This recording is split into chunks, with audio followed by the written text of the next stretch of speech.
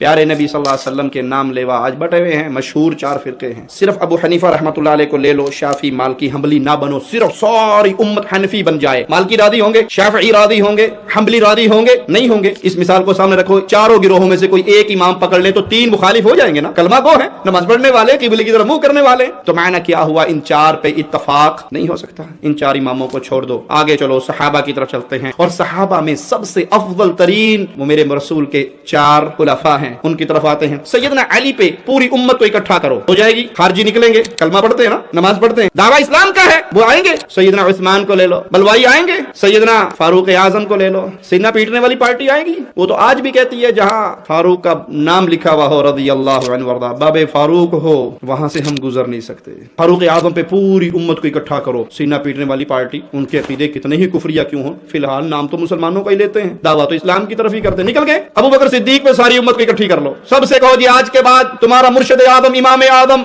अबू बकर सिद्दीक रज़ियल्लाहु अन्हु वरदा होगी इकट्ठी। मानिईन ज़कात भाग नहीं जाएंगे? भागेंगे। मैं कहता हूं भाइयों, एक हस्ती ऐसी अल्लाह ने भेजी है जिसका नामी इसमें गरामी मुहम्मदुर रसूलुल्लाह सल्लल्लाहु अलैहि वसल्लम। उम्मत से कहो अपने अपने बुजुर्गों को छोड़कर आओ, हसनैन के नाना पर इकट्ठे हो जाएं। अब जो भागेगा वो मुसलमान रह सकेगा?